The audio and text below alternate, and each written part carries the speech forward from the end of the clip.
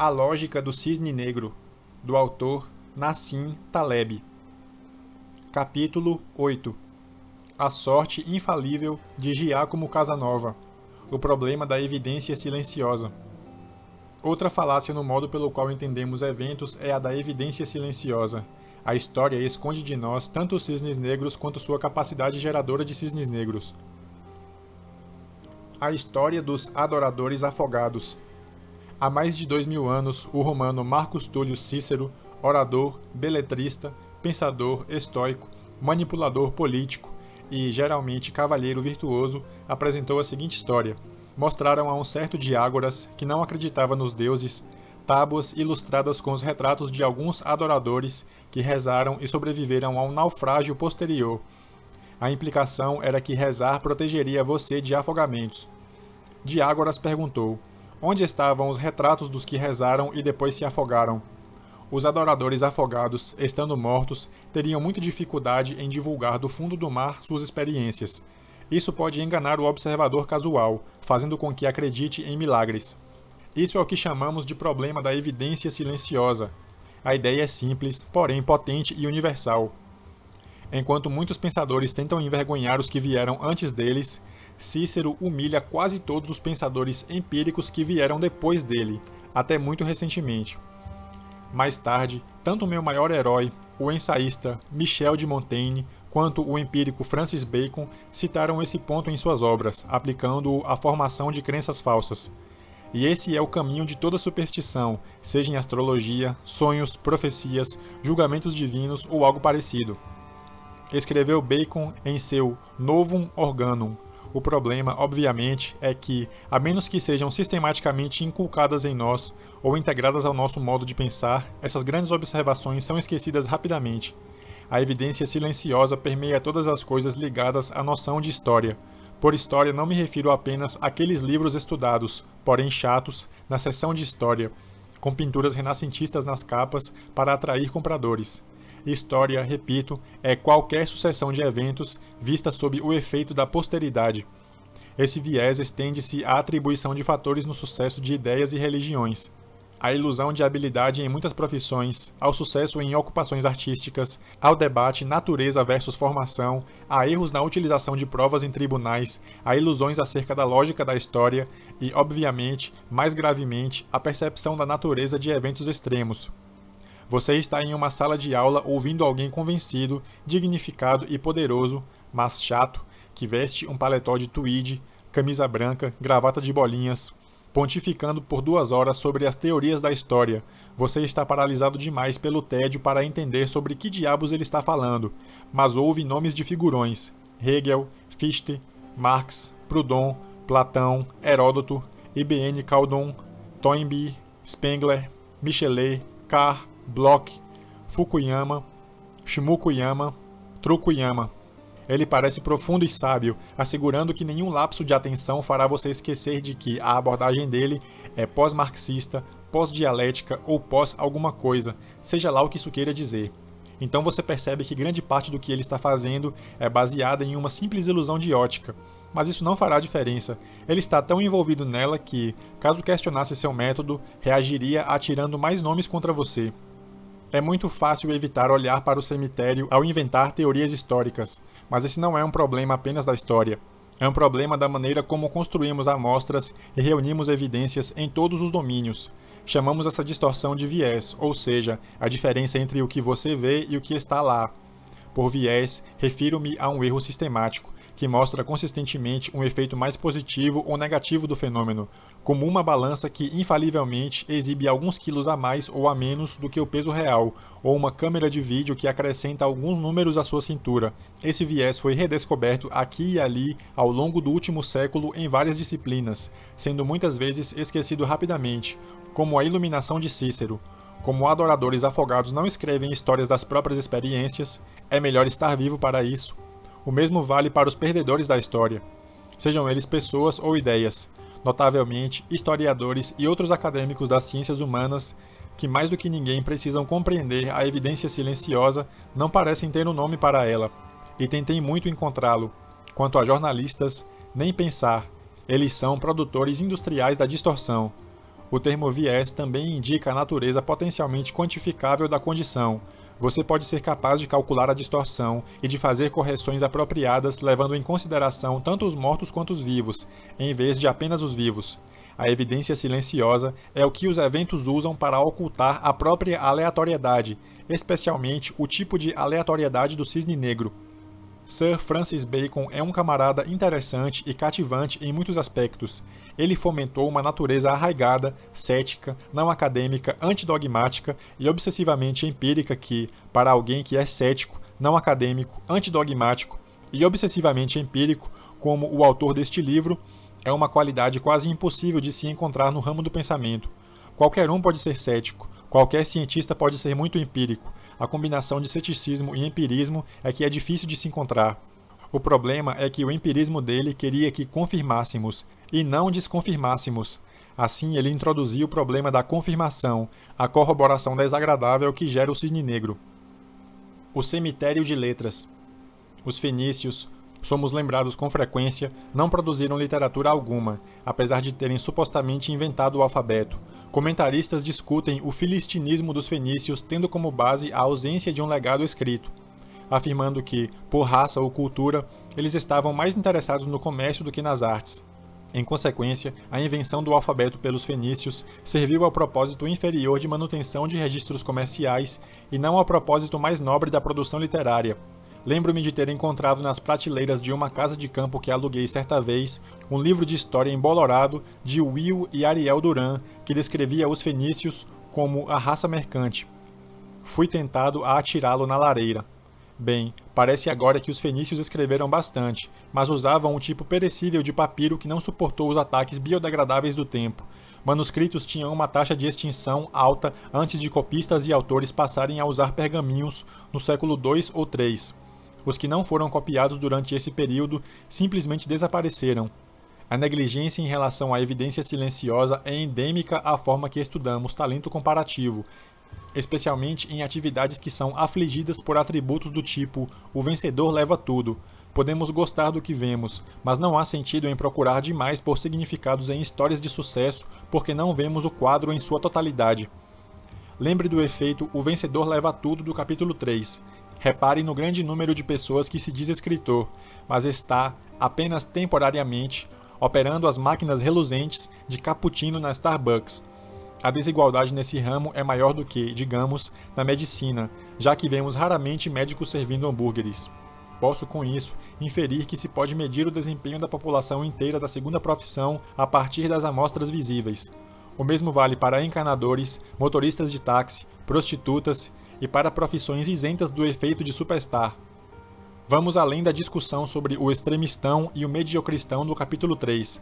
A consequência da dinâmica do superstar é que o que chamamos de herança literária ou de tesouros literários é uma proporção diminuta do que foi produzido cumulativamente.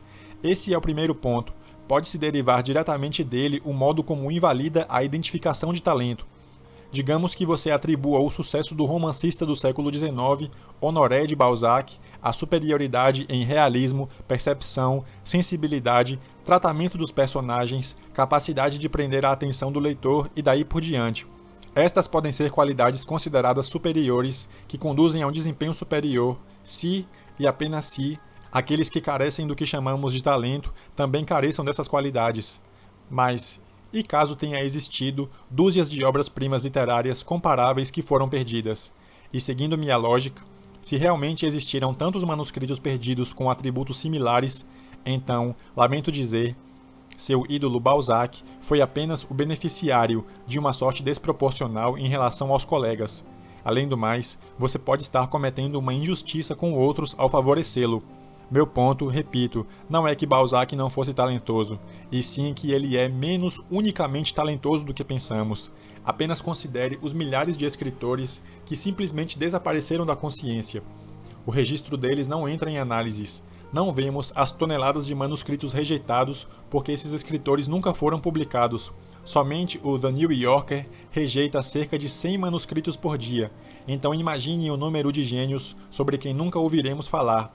Em um país como a França, onde mais pessoas escrevem livros enquanto, infelizmente, menos pessoas os leem, editores literários respeitáveis aceitam 1 em cada 10.000 manuscritos que recebem de escritores estreantes.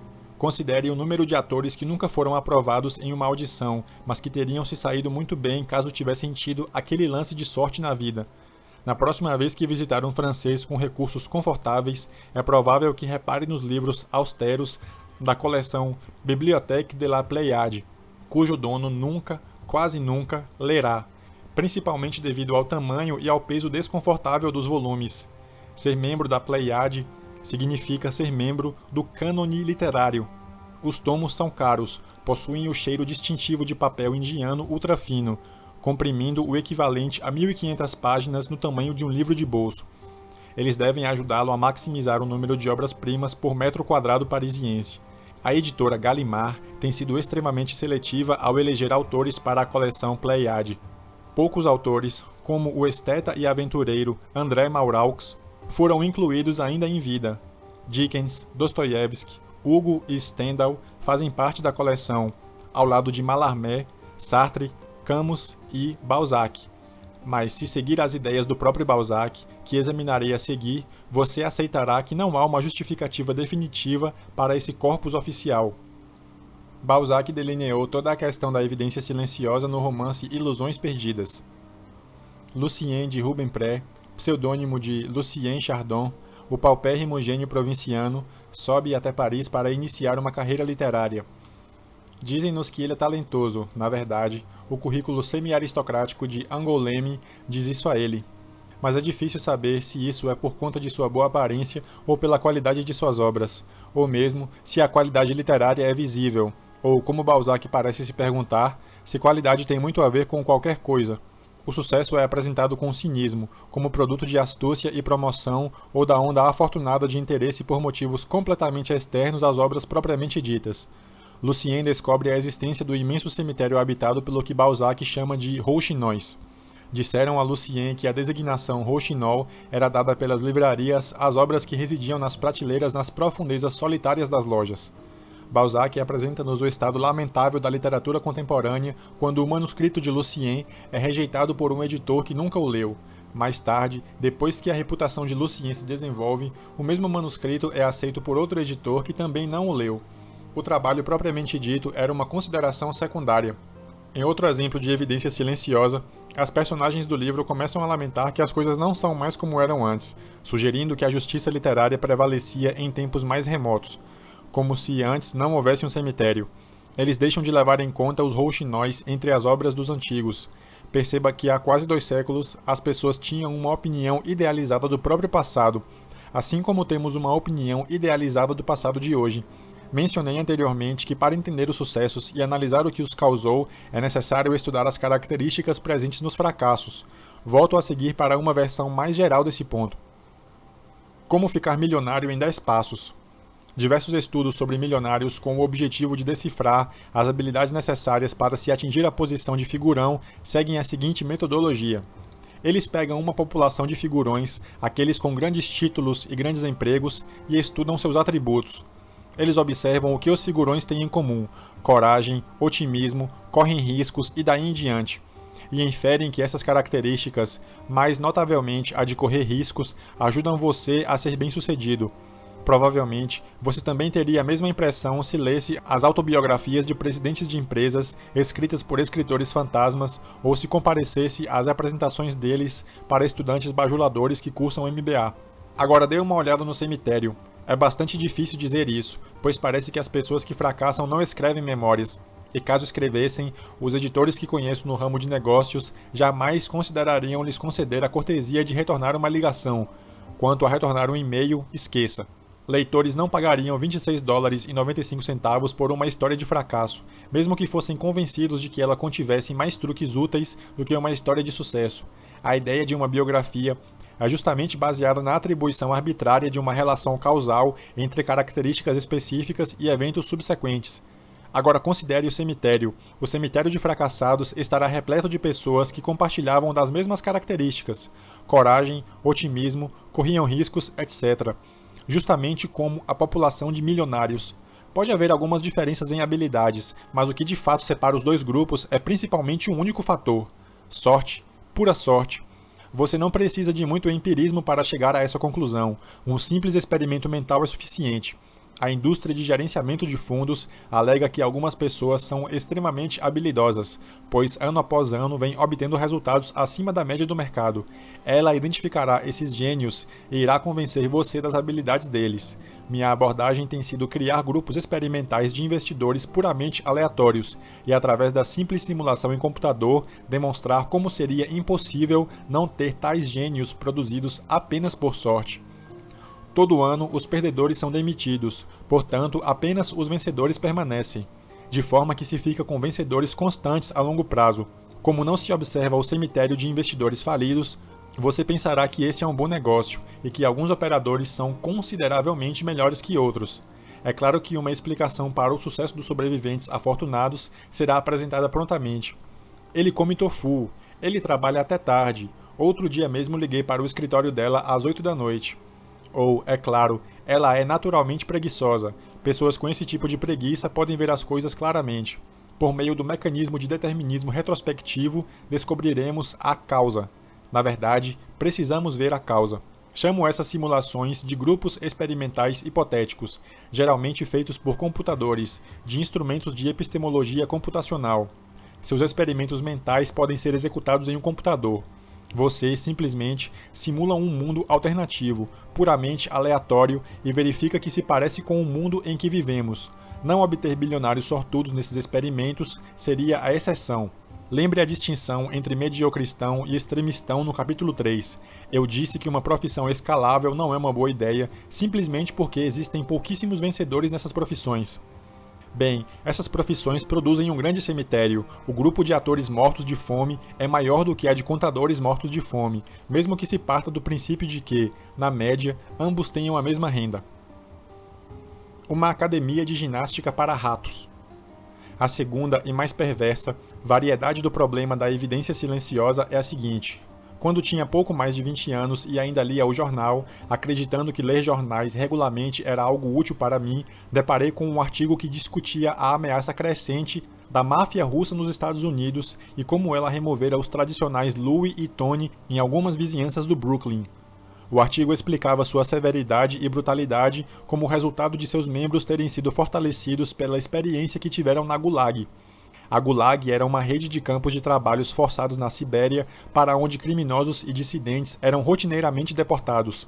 Enviar pessoas para a Sibéria era um dos métodos de purificação usados inicialmente pelos regimes czaristas e mais tarde continuado e aperfeiçoado pelos soviéticos. Muitos deportados não sobreviviam à vida nesses campos de trabalhos forçados.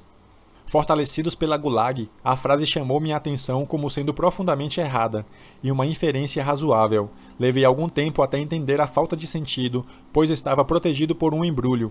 O experimento mental a seguir fornecerá a intuição. Presuma que você seja capaz de encontrar uma grande e variada população de ratos, gordos, magros, doentes, fortes, bem proporcionados, etc. Você pode obtê-los facilmente nas cozinhas de restaurantes chiques em Nova York. Com esses milhares de ratos, você constrói um grupo experimental heterogêneo que representa bem a população geral de ratos de Nova York. Você leva os ratos ao meu laboratório na rua 59 Leste e colocamos todos em um grande tanque. Sujeitamos os ratos a níveis cada vez mais altos de radiação. Como é um experimento mental, disseram-me que não há crueldade envolvida no processo. Em todos os níveis de radiação, os que são naturalmente mais fortes, e essa é a chave do problema, sobreviverão. Os mortos serão excluídos da amostragem. Teremos progressivamente uma coleção cada vez mais forte de ratos. Observe o seguinte fato central. Cada rato, incluindo os mais fortes, estará mais fraco depois da radiação do que era antes. Um observador dotado de habilidades analíticas, que provavelmente teve notas ótimas na faculdade, seria levado a crer que o tratamento em meu laboratório é excelente substituto para uma academia de ginástica, que inclusive poderia ser generalizado para todos os mamíferos. Pense no sucesso comercial em potencial. Sua lógica seria a seguinte: ei, esses ratos são mais fortes do que o resto da população de ratos. O que eles parecem ter em comum? Todos vieram do laboratório daquele cara do cisne negro, Taleb. Poucas pessoas terão a tentação de olhar para os ratos mortos. Em seguida, pregamos a seguinte peça no The New York Times. Soltamos os ratos sobreviventes na cidade de Nova York e informamos o principal correspondente de roedores sobre a disrupção digna de nota na hierarquia social da população de ratos nova-iorquinos. Ele escreverá um artigo extenso e analítico sobre a dinâmica social dos ratos da cidade, que inclui a seguinte passagem: esses ratos são agora valentões na população de ratos. Eles literalmente estão no controle. Fortalecidos pela experiência no laboratório do recluso, mas amigável, estatístico, filósofo, operador, Dr. Taleb. Eles, reticência. Viés perverso. Existe uma característica perversa no viés. Quanto maior seu impacto, melhor ele consegue se esconder. Devido à invisibilidade dos ratos mortos, quanto mais letais forem os riscos, menos visíveis eles serão, já que é provável que os gravemente vitimizados sejam eliminados da evidência. Quanto mais danoso for o tratamento, maior será a diferença entre os ratos sobreviventes e o resto, e mais enganado você será pelo efeito fortalecedor. Um dos dois ingredientes a seguir é necessário para que haja essa diferença entre o efeito real, enfraquecimento, e o observado, fortalecimento. A. Um grau de desigualdade em força ou diversidade no grupo base. Ou B. Desigualdade ou diversidade em alguma parte do tratamento. Aqui, diversidade tem a ver com o grau de incerteza inerente ao processo. Outras aplicações ocultas. Podemos prosseguir com o argumento. Ele é de tal universalidade que, quando contaminados por ele, fica difícil olharmos de novo para a realidade com os mesmos olhos. Claramente, ele rouba o poder realista de nossas observações. Enumerarei alguns outros casos para ilustrar as fraquezas de nosso mecanismo inferencial. A estabilidade das espécies. Veja o número de espécies que hoje consideramos extintas. Por muito tempo, os cientistas chegavam a esse número pelo que era sugerido a partir da análise de fósseis existentes. Mas o número ignora o cemitério silencioso de espécies que surgiram e desapareceram sem deixar rastros em forma de fósseis. Os fósseis que conseguimos encontrar correspondem a uma proporção menor de todas as espécies que existiram e desapareceram. Isso sugere que a biodiversidade era muito maior do que aparentava à primeira vista. Uma consequência mais preocupante disso é que a taxa de extinção das espécies possa ser muito maior do que pensamos. Cerca de 99,5% das espécies que transitaram pela Terra estão extintas, número que os cientistas vêm aumentando com o passar do tempo. A vida é muito mais frágil do que aceitamos, mas isso não significa que nós, humanos, devamos sentir culpa pelas extinções ao nosso redor, nem que deveríamos agir para impedi-las. Espécies já surgiam e desapareciam antes de começarmos a danificar o meio ambiente. Não há necessidade de sentir responsabilidade moral por cada espécie ameaçada de extinção. O crime compensa? Jornais relatam os criminosos que são capturados. Não há uma seção do The New York Times que registra as histórias daqueles que cometeram crimes mas não foram pegos. O mesmo acontece em casos de sonegação de impostos, suborno no governo, círculos de prostituição, envenenamento de esposas ricas, com substâncias que não têm nome e não podem ser detectadas, e tráfico de drogas. Além disso, a representação do que temos do criminoso padrão pode ser baseada nas propriedades dos menos inteligentes que foram capturados. Quando mergulhamos na ideia da evidência silenciosa, muitas coisas ao nosso redor que anteriormente estavam ocultas começam a se manifestar. Tendo passado um par de décadas pensando dessa forma, estou convencido, mas não posso provar, de que treinamento e educação podem nos ajudar a evitar suas armadilhas. A evolução do corpo de nadador. O que as expressões corpo de nadador e sorte de principiante têm em comum? O que elas parecem compartilhar com o conceito de história? Existe uma crença entre jogadores de que principiantes são quase sempre sortudos. Mais tarde piora, mas jogadores sempre têm sorte quando começam. Dizem para você, essa afirmação é mesmo empiricamente verdadeira. Pesquisadores confirmam que jogadores têm começos de sorte. O mesmo aplica-se a especuladores do mercado de ações. Será que isso significa que todos nós deveríamos nos tornar jogadores por um tempo, aproveitar a amizade que a Senhora Sorte tem pelos principiantes e depois parar? A resposta é não. A mesma ilusão de ótica prevalece. Aqueles que começam a jogar podem ter sorte ou azar. Considerando que o cassino está com a vantagem, o número de azarados será um pouco maior. Os sortudos, com a sensação de terem sido escolhidos pelo destino, continuarão a jogar. Os outros, desencorajados, pararão e não aparecerão na amostragem. Dependendo do temperamento de cada um, adotarão a observação de pássaros, palavras cruzadas, pirataria ou outros passatempos. Aqueles que continuarem jogando lembrarão que tiveram sorte quando eram principiantes. Os desistentes, por definição, não serão mais parte da comunidade de jogadores sobreviventes. Isso explica a sorte de principiante. Existe uma analogia com o que é comumente chamado de corpo de nadador, o que levou a um erro que cometi vergonhosamente alguns anos atrás. Apesar da especialização nesse viés, não percebi que estava sendo enganado. Quando perguntei a diversas pessoas sobre a elegância comparativa dos atletas, diziam-me com frequência que corredores pareciam anoréxicos, ciclistas pesados demais nos membros inferiores e halterofilistas inseguros e um pouco primitivos. Deduzi que deveria passar algum tempo inalando cloro na piscina da New York University para obter aqueles músculos alongados. Agora cancele a causalidade. Parta do princípio de que as características genéticas de uma pessoa permitam certo tipo de formato corporal. Aqueles que nascem com uma tendência natural a desenvolver um corpo de nadador tornam-se melhores nadadores. São eles que você vê em sua amostragem, nadando de um lado para outro nas piscinas, mas teriam uma aparência praticamente igual se levantassem pesos. É fato que um músculo específico cresce exatamente da mesma forma, não importa se você toma esteroides ou se você sobe paredes na academia local. O que você vê e o que você não vê.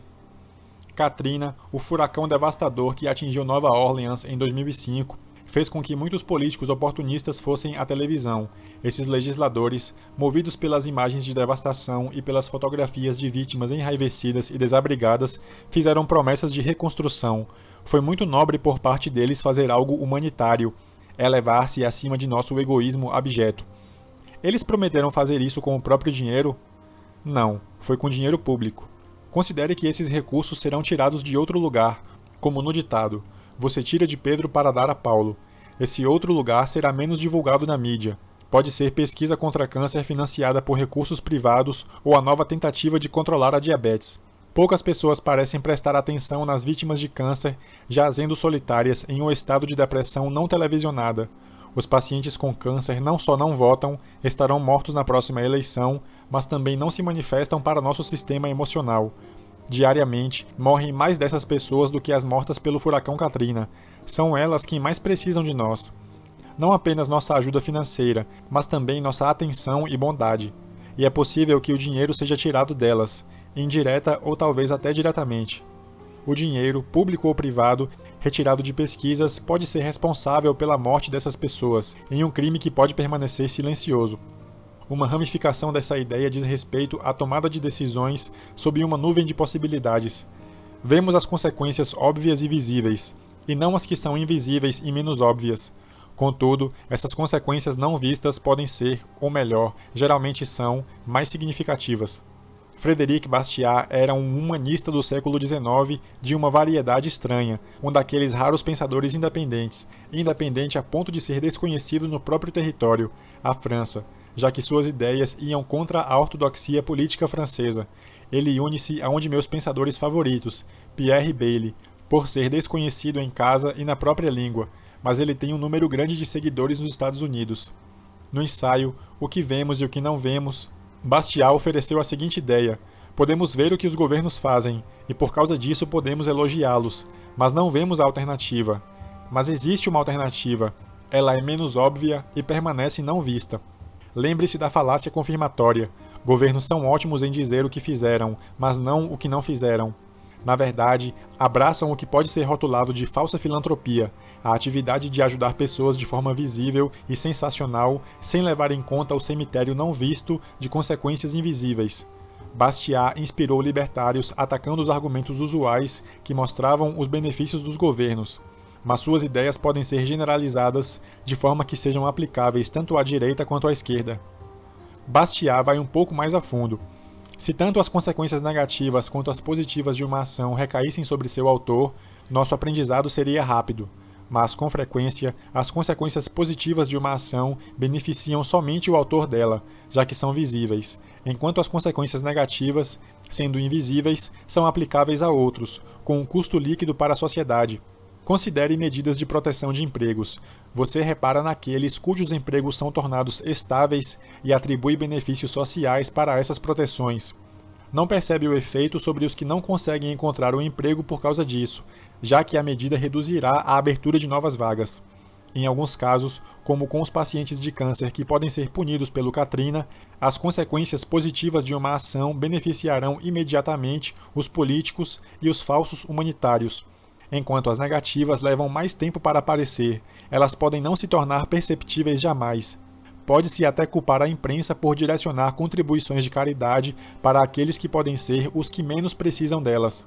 Apliquemos esse raciocínio ao 11 de setembro de 2001. Cerca de 2.500 pessoas foram mortas diretamente pelo grupo de Bin Laden nas Torres Gêmeas do World Trade Center. Suas famílias foram beneficiadas pelo apoio de toda sorte de agências e de caridades, apropriadamente. Mas, segundo pesquisadores, durante os 3 meses remanescentes do ano, perto de 1.000 pessoas morreram como vítimas silenciosas dos terroristas. Como aqueles que temiam voar e passaram a viajar de carro correram um risco de morte aumentado. Existia evidência de um aumento de mortes nas estradas durante esse período. As estradas são consideravelmente mais letais do que o céu. Essas famílias não receberam apoio algum, nem souberam que seus entes queridos também foram vítimas de Bin Laden. Além de Bastiat, tenho uma queda por Ralph Nader, o ativista e defensor dos consumidores, certamente não o político e pensador político. Ele pode ser o cidadão americano que salvou o maior número de vidas, expondo os registros de segurança das empresas de automóveis. Mas em sua campanha política de alguns anos atrás, até ele se esqueceu de alardear as dezenas de milhares de vidas salvas por suas leis relacionadas ao uso do cinto de segurança. É muito mais fácil vender "vejam o que fiz por vocês" do que "vejam o que evitei por vocês". Lembre-se da história no prólogo sobre o legislador hipotético, cujas ações poderiam ter evitado o ataque de 11 de setembro. Quantas pessoas como ele andam pelas ruas sem a postura ereta do herói impostor? Tenha coragem de considerar as consequências silenciosas quando estiver diante do próximo humanitário enganador. Médicos. Nossa negligência em relação à evidência silenciosa mata pessoas diariamente. Presuma que um medicamento salve muitas pessoas de um mal potencialmente perigoso, mas corra o risco de matar algumas delas com um benefício líquido para a sociedade. Será que um médico o receitaria? Ele não tem incentivo para fazer isso. Os advogados da pessoa prejudicada pelos efeitos colaterais atacarão o médico como cães de briga, enquanto as vidas salvas pelo medicamento podem não ser jamais levadas em consideração. Uma vida salva é uma curiosidade, uma pessoa ferida é uma curiosidade. Estatísticas são invisíveis, curiosidades são salientes. Da mesma forma, o risco de um cisne negro é invisível. A proteção de Teflon de Giacomo Casanova. Isso nos leva à mais grave de todas as manifestações da evidência silenciosa, a ilusão de estabilidade. O viés reduz a percepção dos riscos que corremos no passado, especialmente para aqueles entre nós que tiveram a sorte de sobreviver a eles. Sua vida esteve seriamente ameaçada, mas como você sobreviveu a ela, você subestima retrospectivamente o quanto a situação realmente era insegura. O aventureiro Giacomo Casanova, mais tarde autodenominado Jacques Chevalier de Zaingaut, pretenso intelectual e lendário sedutor de mulheres, parece ter tido uma característica similar ao Teflon, que despertaria a inveja até nos mais resistentes chefões da máfia. O azar não grudava nele. Apesar de conhecido pelas seduções, Casanova considerava-se uma espécie de acadêmico. Ele tentou obter fama literária com a obra História de Minha Vida, em 12 volumes e escrita em um francês ruim, charmosamente ruim. Além das lições extremamente úteis sobre como se tornar um sedutor, a história oferece um relato envolvente de uma sucessão de reveses. Casanova sentiu que, sempre que se encontrava em dificuldades, sua estrela da sorte, sua étoile, o livrava dos problemas. Depois que ficavam ruins para ele, as coisas de alguma forma recuperavam-se com o auxílio de uma mão invisível, e ele foi levado a crer que se recuperar de dificuldades, deparando sempre com uma nova oportunidade, era uma característica intrínseca sua. De alguma forma, ele encontrava alguém in extremis que lhe oferecia uma transação financeira, um novo patrono que não havia traído no passado, ou alguém bastante generoso e com uma memória suficientemente fraca para esquecer antigas traições. Seria possível que Casanova tivesse sido escolhido pelo destino para recuperar-se rapidamente de todas as dificuldades? Não necessariamente. Considere o seguinte: Entre todos os aventureiros exuberantes que viveram em nosso planeta, muitos foram ocasionalmente esmagados, e poucos de fato recuperavam-se repetidamente. São aqueles que sobrevivem que tendem a crer que são indestrutíveis. Eles terão uma experiência suficientemente longa e interessante para que escrevam livros a respeito. Até que, obviamente, reticências. Na verdade, há uma abundância de aventureiros que se sentem escolhidos pelo destino, simplesmente porque existem muitos aventureiros e não ouvimos as histórias dos que são azarados. Quando começava a escrever este capítulo, lembrei-me de uma conversa que tive com uma mulher sobre seu noivo extravagante, filho de um servidor público que conseguiu, através de algumas transações financeiras, catapultar-se para a vida de um personagem em um romance, com sapatos feitos à mão, charutos cubanos, carros de coleção e coisas do gênero. Os franceses têm uma palavra para isso, flambeur, que significa uma combinação de bon vivant extravagante, grande especulador e corredor de riscos, tudo isso mantendo um charme pessoal considerável, palavra que não parece existir em culturas anglo-saxônicas. O noivo estava gastando dinheiro muito rápido, e enquanto conversávamos sobre seu destino, afinal de contas ela estava prestes a casar com ele, ela explicou-me que ele estava enfrentando um período levemente difícil, mas que não havia motivos para preocupação porque ele sempre se recuperava e acabava melhor do que antes dos problemas. Isso foi há alguns anos. Por curiosidade, acabo de descobrir seu paradeiro, tentando fazer isso com tato. Ele ainda não se recuperou do último golpe de azar, e também se desligou da cena e não pôde mais ser encontrado entre outros flambeurs. Como isso está relacionado com a dinâmica da história? Considere o que é geralmente chamado de resistência da cidade de Nova York. Por motivos aparentemente transcendentais, sempre que fica à beira do desastre, a cidade consegue se livrar do problema e se recupera. Algumas pessoas acreditam realmente que essa é uma propriedade interna da cidade de Nova York. A citação a seguir foi retirada de um artigo do The New York Times. Abre citação. E é por isso que Nova York ainda precisa de Samuel M. E., um economista que completa hoje 77 anos, e o Sr. E. estudou a cidade de Nova York através de meio século de grandes crescimentos e colapsos. Temos um histórico de atravessar períodos difíceis e de sair deles mais fortes do que nunca, disse. Fecha citação. Agora reflita ao contrário. Pense nas cidades como pequenos Giacomos Casanovas, ou como ratos no meu laboratório. Assim como submetemos milhares de ratos a um processo muito perigoso, coloquemos uma série de cidades em um simulador de história. Roma, Atenas, Cartago, Bizâncio, Tire, Catalhuyuk, localizada na Turquia contemporânea, é um dos primeiros assentamentos humanos conhecidos. Jericó, Peória e, é claro, Nova York. Algumas cidades sobreviverão às condições adversas do simulador. Quanto às outras, sabemos que a história pode ser não muito gentil. Tenho certeza de que Cartago, Tire e Jericó tiveram seu não menos eloquente Samuel M. E. local, dizendo: nossos inimigos tentaram nos destruir muitas vezes, mas sempre terminamos mais fortes do que antes. Agora somos invencíveis. Esse viés faz com que o sobrevivente seja uma testemunha desqualificada do processo. Você acha isso perturbador? O fato de ter sobrevivido é uma condição que pode enfraquecer a percepção das propriedades da sobrevivência, incluindo a noção superficial de causa. Você pode fazer muito mais com essa afirmação anterior. Substitua o economista aposentado Samuel E. pelo presidente de alguma empresa, discutindo a capacidade de sua corporação de recuperar-se de problemas passados. E que tal a tão escarnecida resistência do sistema financeiro? E um general que teve uma série de vitórias. O leitor pode ver agora por que uso a sorte infalível de Casanova como um esquema generalizador para a análise da história, de todas as histórias. Gero histórias artificiais com, digamos, milhões de Giacomos Casanovas e observo a diferença entre as características dos Casanovas bem-sucedidos. Como foi você quem os gerou, você conhece as características exatas e as que um observador do resultado obteria. Dessa perspectiva, não é uma boa ideia ser um Casanova. Sou uma pessoa que corre riscos. Considere o ramo de restaurantes em um lugar competitivo como a cidade de Nova York. É necessário ser realmente tolo para se abrir um restaurante ali, devido aos riscos enormes envolvidos e a quantidade arrasadora de trabalho necessária para que se chegue a algum lugar no ramo, sem contar com os clientes frescos e modistas. O cemitério de restaurantes falidos é muito silencioso. Ande pela parte central de Manhattan e você verá aqueles restaurantes quentes, cheios de clientes com limusines na rua esperando que saiam, acompanhados das segundas esposas, muito mais jovens do que eles. O proprietário sofre com o excesso de trabalho, mas está feliz de ter todas aquelas pessoas importantes como clientes de seu restaurante. Será que isso significa que faça sentido abrir um restaurante em uma vizinhança tão competitiva? Certamente não, mas ainda assim as pessoas o fazem por conta da tola característica de se correr riscos que nos impele a mergulhar nessas aventuras cegos pelo resultado.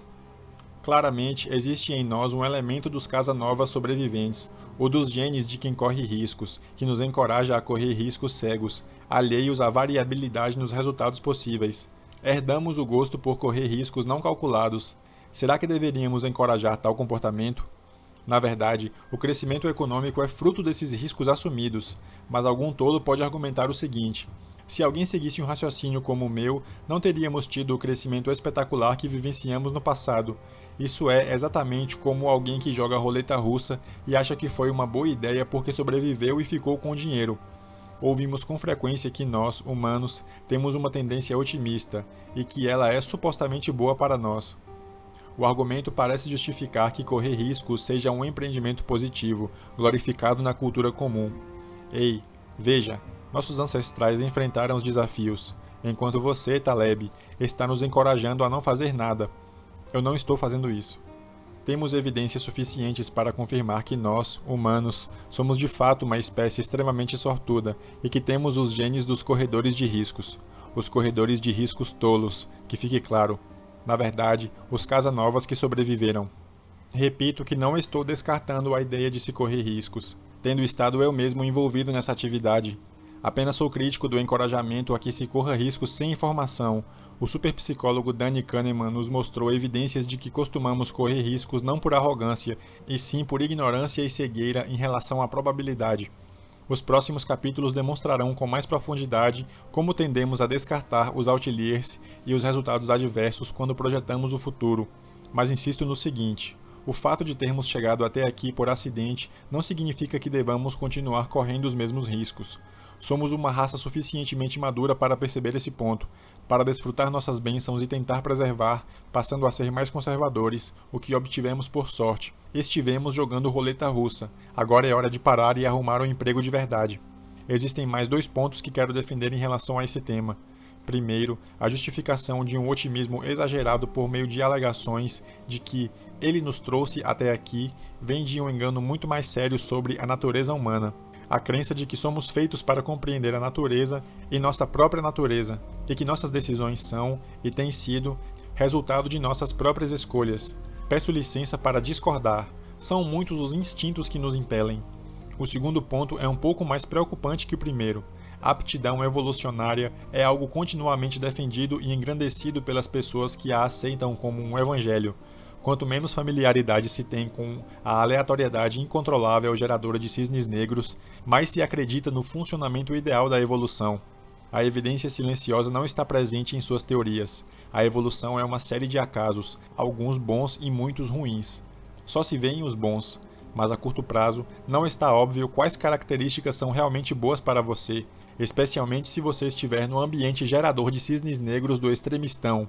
Isso é como ver jogadores ricos saindo do cassino e dizer que o gosto pelo jogo é bom para a espécie porque jogar deixa você rico. Correr riscos fez com que muitas espécies rumassem para a extinção. Essa ideia de que estamos aqui, que esse é o melhor entre todos os mundos possíveis e que a evolução fez um ótimo trabalho, parece bastante furada sob a luz do efeito da evidência silenciosa. Os tolos, os Casanovas e as pessoas que correm riscos cegamente são, com frequência, quem vence a curto prazo. Pior ainda, em um ambiente de cisne negro, onde um único evento raro pode abalar uma espécie depois de um período muito longo de aptidão, os tolos que correm riscos podem também vencer a longo prazo. Revisitarei essa ideia na parte 3, onde mostro como o extremistão agrava o efeito da evidência silenciosa. Mas existe outra manifestação digna de ser mencionada.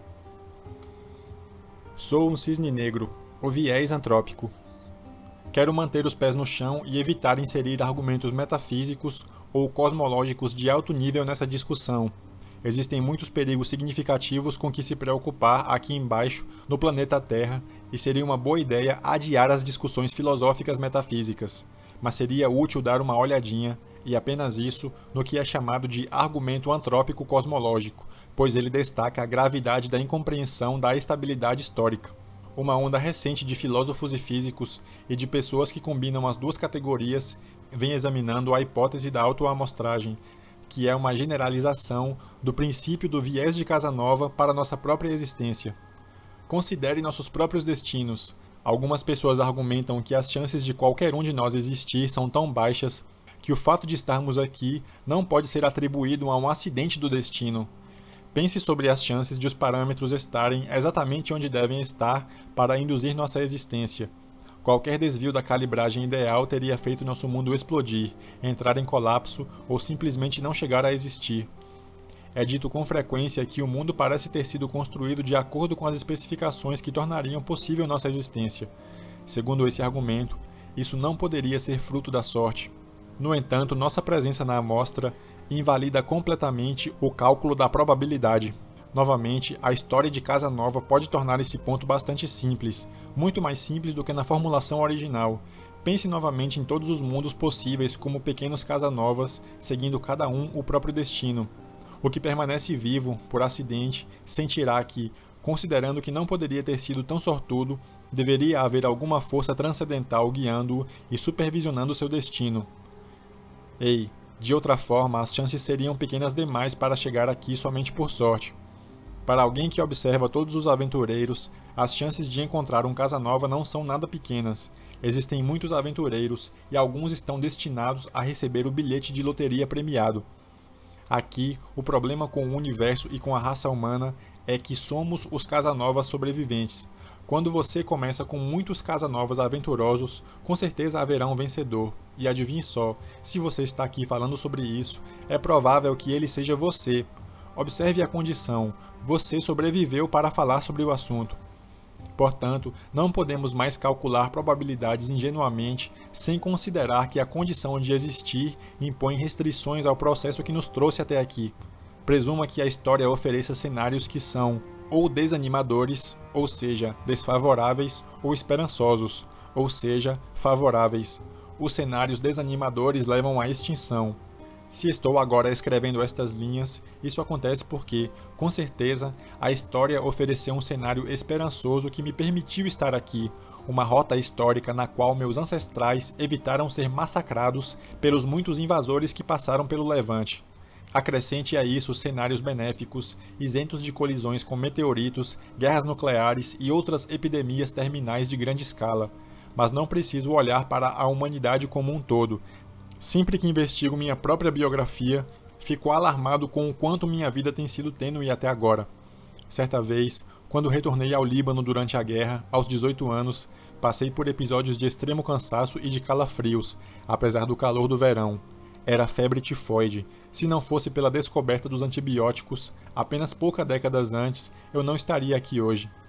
Mais tarde, também curei-me de outra doença grave que poderia ter me matado, graças a um tratamento que depende de outra tecnologia médica recente. Como um ser humano vivo aqui, na era da internet, capaz de escrever e atingir um público, também fui beneficiado pela sorte da sociedade e pela ausência impressionante de guerras em grande escala no passado recente. Além disso, sou o resultado da ascensão da raça humana, o que já é um evento acidental. Que eu esteja aqui é uma ocorrência consequencial de baixa probabilidade, e tendo a me esquecer disso. Retornemos às tão divulgadas receitas de como ficar milionário em 10 passos. Uma pessoa bem-sucedida tentará convencê-lo de que suas conquistas jamais poderiam ter sido acidentais, assim como um jogador que ganha na roleta 7 vezes seguidas explicará a você que a chance disso acontecer é de 1 em alguns milhões, de forma que você precisa acreditar que alguma intervenção transcendental ocorreu ou aceitar a habilidade e a percepção do jogador para escolher os números premiados. Mas se você considerar a quantidade de jogadores existentes e o número de sessões de apostas, um total de alguns milhões, então fica óbvio que tais golpes de sorte acontecerão inevitavelmente. E se você estiver falando sobre eles, é porque aconteceram com você. O argumento do ponto de referência é o seguinte: não calcule probabilidades a partir do ponto de vista do jogador vencedor, ou do Casanova sortudo, ou da cidade de Nova York, que sempre se recupera. ou da cidade invencível de Cartago, e sim do ponto de vista de todos aqueles que começaram no grupo observado. Considere novamente o exemplo do jogador. Se olhar a população de jogadores iniciantes como um todo, você pode ter quase certeza absoluta de que um deles, mas não se sabe de antemão qual, apresentará resultados maravilhosos apenas por sorte.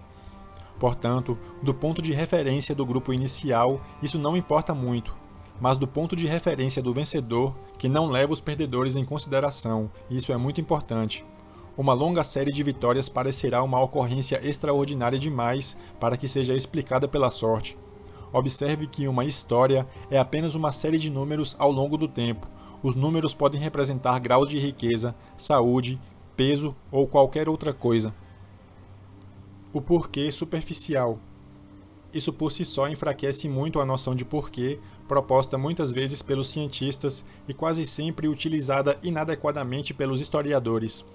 Temos de aceitar a nebulosidade do porquê familiar, não importa o quanto isso nos cause desconforto, pois a remoção da ilusão analgésica da causalidade realmente causa desconforto. Repito que somos animais que buscam explicações, com uma tendência a pensar que tudo possui uma causa identificável e a agarrar a causa mais aparente como sendo a explicação. Mas pode ser que não haja um porquê visível, pelo contrário, frequentemente não há nada, nem mesmo um espectro de explicações possíveis. Mas a evidência silenciosa mascara esse fato. Sempre que nossa sobrevivência está em jogo, a própria noção de porquê é gravemente enfraquecida. A condição de sobrevivência afoga todas as explicações possíveis. O porquê aristotélico não está lá para responder por uma ligação sólida entre dois itens, e sim, como vimos no capítulo 6, para suprir nossa fraqueza oculta por dar explicações. Aplique esse raciocínio à seguinte questão: por que a peste bubônica não matou mais gente? As pessoas darão diversas explicações envolvendo teorias sobre a intensidade da peste e modelos científicos de epidemias. Agora experimente o argumento da causalidade enfraquecida que acabo de enfatizar neste capítulo. Se a peste bubônica tivesse matado mais gente, os observadores, nós, não estariam aqui para observar. Portanto, poupar a nós, humanos, pode não ser necessariamente uma característica das doenças. Sempre que sua sobrevivência estiver em jogo, não procure imediatamente por causas e efeitos. A principal razão identificável para nossa sobrevivência a tais doenças pode simplesmente ser inacessível para nós. Estamos aqui porque, ao estilo de Casa Nova, o cenário esperançoso prevaleceu. E se isso parece difícil demais de se entender, é porque estamos excessivamente condicionados por noções de causalidade e pensamos que é mais inteligente dizer porquê do que aceitar a aleatoriedade. Meu maior problema em relação ao sistema educacional jaz precisamente no fato de que ele força os estudantes a exprimir explicações dos assuntos e humilha-os por absterem-se de fazer um julgamento, por proferirem: "Eu não sei. Por que a Guerra Fria terminou? Por que os persas perderam a Batalha de Salamis? Por que Aníbal foi derrotado? Por que Casa Nova se recuperava das dificuldades?" Em cada um dos exemplos, estamos pegando uma condição, a sobrevivência, e procurando pelas explicações, em vez de colocarmos o argumento de ponta cabeça e afirmarmos que, condicionalmente a essa sobrevivência, não pode se analisar tão profundamente o processo e que deveríamos, em vez disso, aprender a invocar alguma medida de aleatoriedade. Aleatoriedade é o que não sabemos. Invocar a aleatoriedade é alegar ignorância. Não é somente ser o professor na faculdade que lhe ensina maus hábitos. Mostrei no capítulo 6 como os jornais precisam rechear os textos com ligações causais para que as narrativas sejam desfrutadas, mas tenha a integridade de usar o porquê com muita economia. Tente limitá-lo a situações em que o porquê é derivado de experimentos, e não de uma história que olha para trás. Observe aqui que não estou dizendo que causas não existam. Não use esse argumento para evitar aprender com a história. Tudo que estou dizendo é que não é tão simples assim. Suspeite do porquê e manuseie-o com cuidado, especialmente em situações em que suspeite da presença da evidência silenciosa. Vimos diversas variedades da evidência silenciosa que causam deformações na percepção da realidade empírica, fazendo com que ela pareça mais explicável e mais estável do que realmente é. Além do erro da confirmação e da falácia narrativa, as manifestações da evidência silenciosa distorcem ainda mais o papel e a importância dos cisnes negros. Na verdade, elas causam uma estimativa gritantemente exagerada em algumas situações, digamos, com o sucesso literário e a subestimação em outras, a estabilidade da história, a estabilidade da raça humana. Eu disse anteriormente que nosso sistema perceptivo pode não reagir ao que não está diante de nossos olhos, ou ao que não desperta nossa atenção emocional. Somos feitos para ser superficiais, para prestar atenção no que vemos e não prestar atenção nas coisas que não nos ocorrem vividamente. Lutamos uma guerra dupla contra a evidência silenciosa. A parte inconsciente de nosso mecanismo inferencial, e ela existe, ignorará o cemitério, mesmo que estejamos intelectualmente conscientes da necessidade de levá-lo em consideração. O que os olhos não veem, o coração não sente. Cultivamos um desdém natural, até físico, do abstrato. Isso será ilustrado mais detalhadamente no próximo capítulo.